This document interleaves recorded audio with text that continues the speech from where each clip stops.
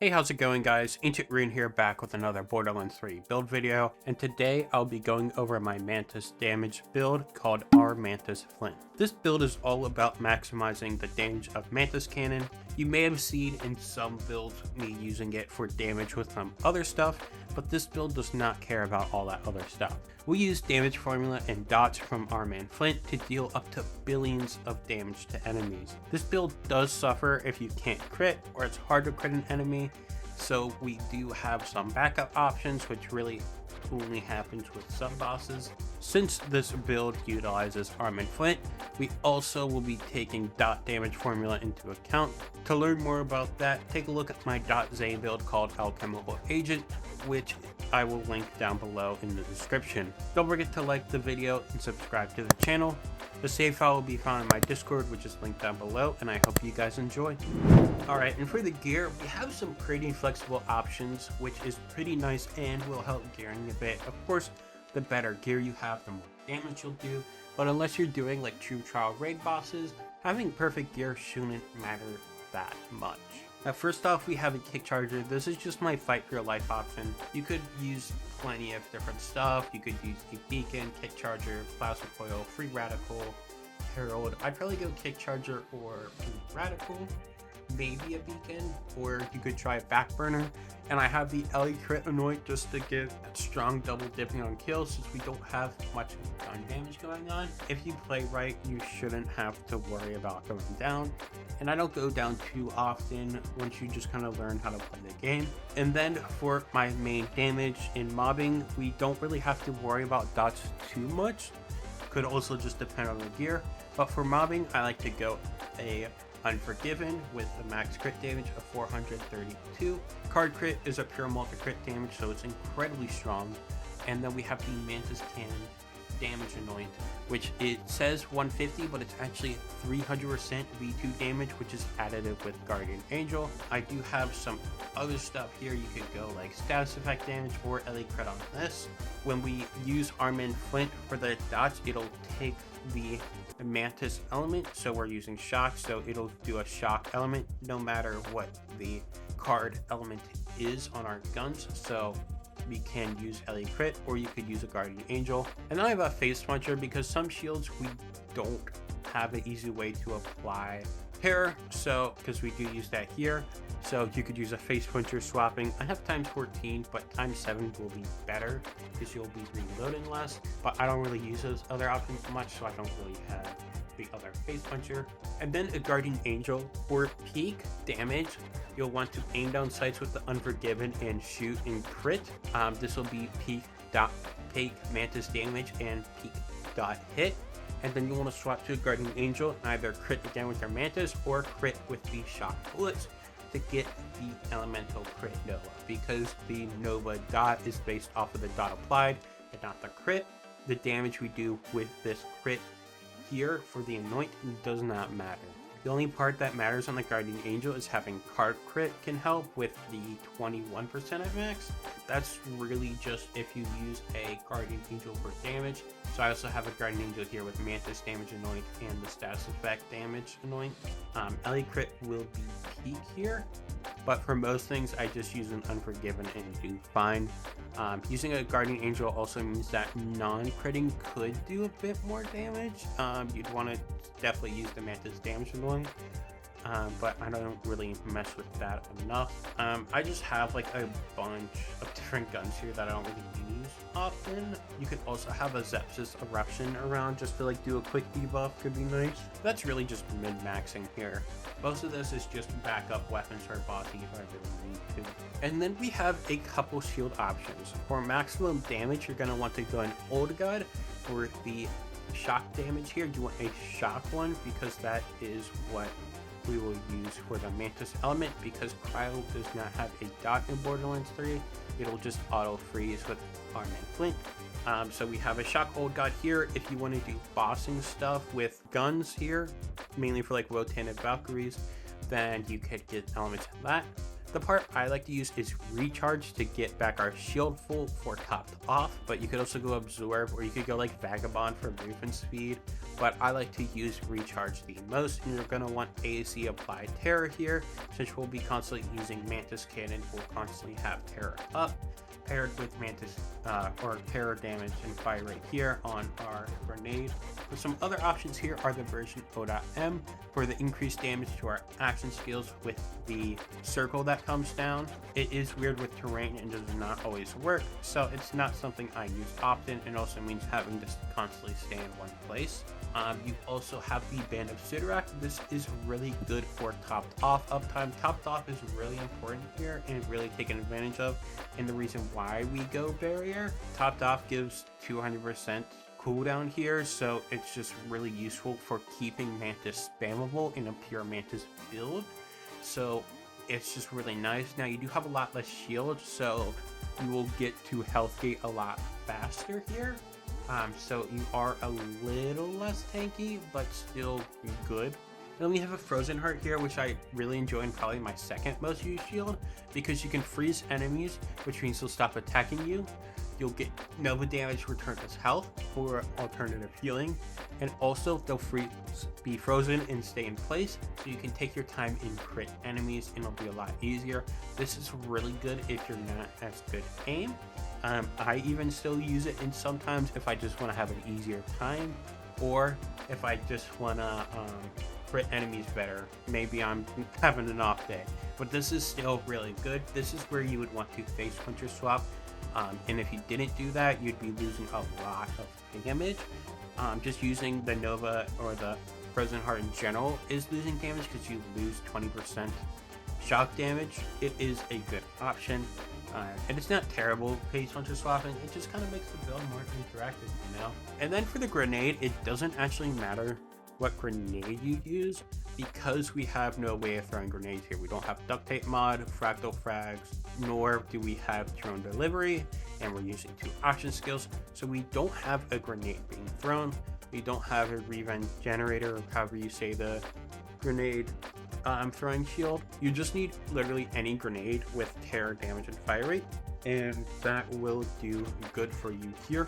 I will also mention we don't use a revolver here, because that does not affect dots or like the base damage. The bonus element is really good for mobbing, but we do enough damage to where always boosting stuff for dots is good, because some enemies may be tougher to where dots is more helpful. Just want to point that out there, because I know people will be wondering where is Revolter. You can use Revolter on here if you want, but I do not. Yeah, any grenade here with terror damage and fire rate, it could be a random light grenade. If it really does not matter. I just always have its fist on me. And then for the class mod, the best class mod here will be the Executor, because it gives crit damage and status effect damage. We do not have status effect damage anywhere else, unless you use the Anointment, which is technically not optimal. So we have the crit damage, which will apply to the base hit of the dot, because of how our Flynt works. It takes the base hit of the crit, and then it applies the dot formula, so then you'll get that status effect damage, and also gets points in good misfortune. Now, how I would prioritize this is probably action skill damage, honestly, then splash radius, and then Jacobs or Hyperion crit, and then you could also get action skill cooldown if you want. Now, I say splash damage radius because this will help mobbing for Hollow Point. Hollow Point is all mobbing. It doesn't matter for bossing, especially if you're using dots, because dot killing an enemy will not proc Hollow Point, even if you critted them to apply the dot. It also does not return shield or Mantis charges, which augment a little later. So splash radius is very important. We do not use red explosions just because it would be very wonky and not really worth it. And it wouldn't really help if we're critting, which is the right way to play. So yeah, splash radius is really important. The top skills do not matter much, since we have enough skill points to get 3 out of 3 good misfortune. 6 out of 3 is nice, but definitely the skill rolls are the least important part, and you should prioritize the passives. And then if you happen to find a good spy class mod in arms race, you could do that. And if you get a point into arm and flint, you could technically take some skill points away.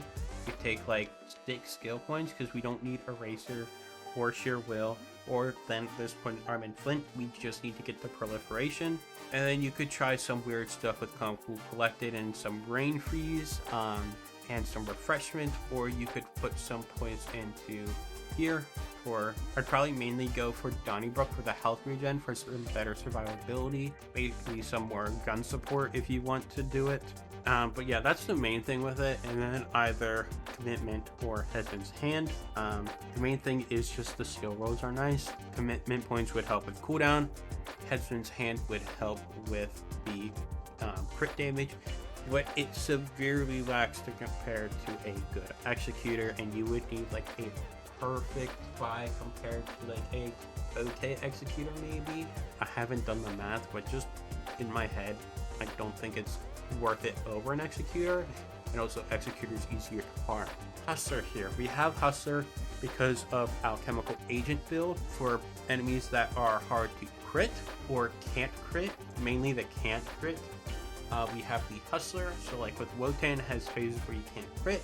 This will create crit, which will proc arm and flint for the dots. So you could use Kick Charger here, or you could use like a back burner that has multi pellets, which is probably better for Hustler, and especially LA Nova crit, or probably like a Herald is what I would use. Any good weapon that's good with has a good base damage for arm and flint dots, then it is good to go there. Alright, and then we have an auto idol here for the artifact, and you'll want it with shock damage and area effect damage. Shock damage for boosting Mantis, because we don't have much elemental damage, and then the area effect damage is for the AoE when you're in the second or third slot. Splash radius, that's purely for hollow points, since Mantis doesn't get splash damage, doesn't help besides that. And then I just have Axe skill cooldown rate, just because that's the best thing that helps here. But the third passive does not matter at all. Just auto idle with shock damage and area effect damage in the second or third slot. I go Snowdrift here just because it's nice move speed, but nothing is really helpful here. Spark Plug doesn't help except for side damage, and it doesn't really do much here. And then Vic Rush is nice, but you lose survivability, and it's really good survivability. And then you could do LE projector stuff, but it's really wonky because shock dot duration is really short. You get like something you could apply a shock dot with, like double force him. Go shoot yourself, apply dot, shoot Mantis, and then shoot this to get full stuff. And I didn't even get a shock dot here. Like now I do, and then I go like shoot Mantis and then shoot that, and then hopefully shock durations the whole time. Only really practical for big tanky boss one-shots, so not really anything you have to worry about. And then we'll start with Purple Tree because we got Mantis. Mantis damage formula is great. It gets card crit, it gets crit damage because it can crit. It gets action skill damage, it gets elemental damage, debuff, V1, V2.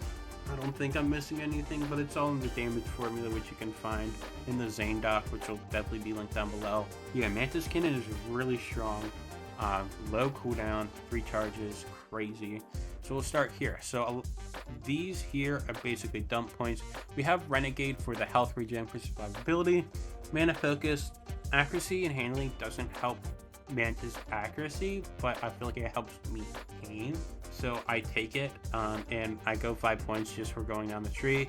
1 point in Deja Vu is also going down the tree, but it's nice for returning ammo. If I ever do have to shoot my gun, it means I don't have to reload it later. We go Headsman's Hands for the crit damage, and then Commitment for the cooldown rate. Fugitive for sprinting and shooting for whenever I do have to.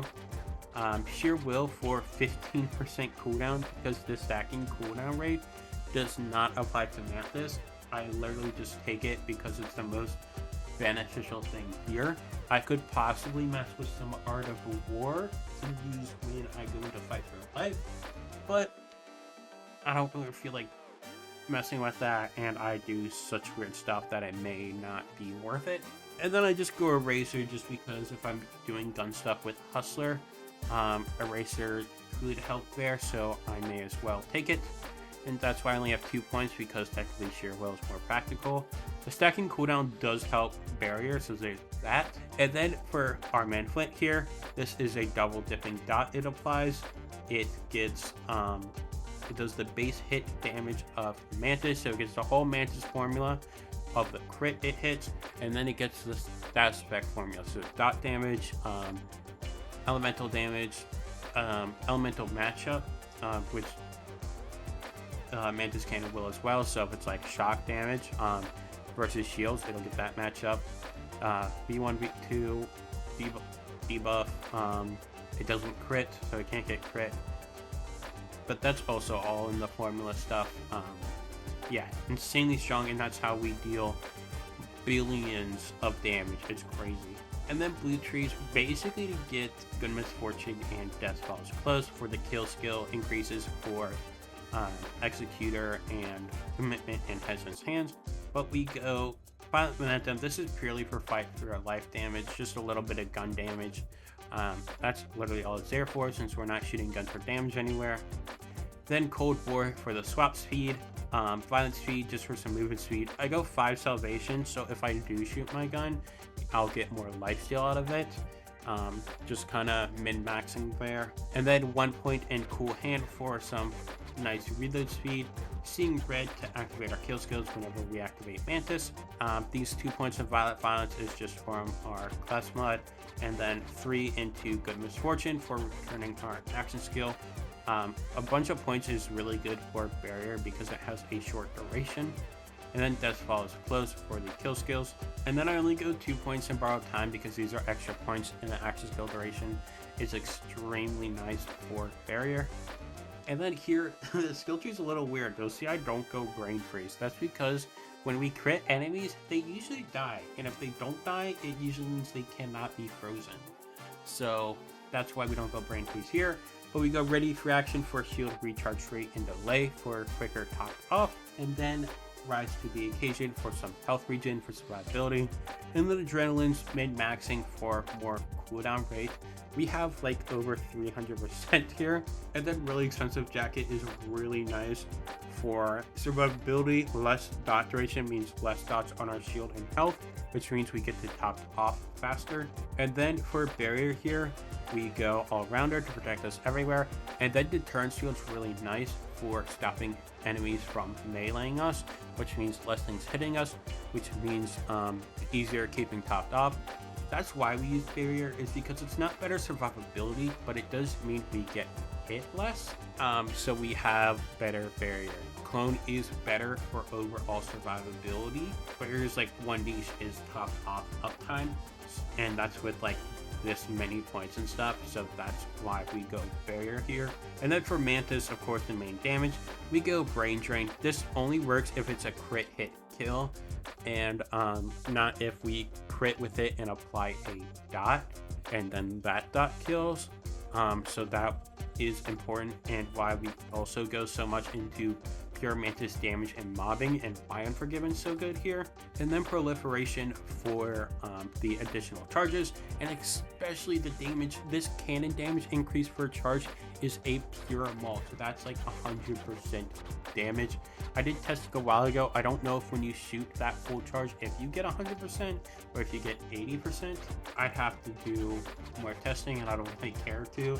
It's a big damage increase, and that's all that matters, and you really want it. For min-maxing, especially for bossing, you take out Brain Drain and go to No Way Out for the debuff, but that's again min-maxing and not too needed, at least my experience with perfect gear. So it could be different if you don't have really good gear. I hope you guys enjoyed the build video. This build does take a lot of practice in aiming and learning Mantis Cannon. I've just used it so much for damage, I've gotten pretty good at it. It's pretty pinpoint accurate and seems to go just a little over the reticle. For some reason, it doesn't like to crit Valkyries besides Hilder. I don't know if it's just because I'm bad with it or if there's a hitbox issue, because I can crit fine with my guns with those bosses. But then you also have Wotan, who you just can't crit at all in most cases. Besides that, I'm basically able to clear all content where I can crit enemies. Again, you can find the save file on my Discord, which is linked down below, as well as my other socials. If you haven't, I would really appreciate it if you would like and subscribe, and I will see you guys next time. Peace.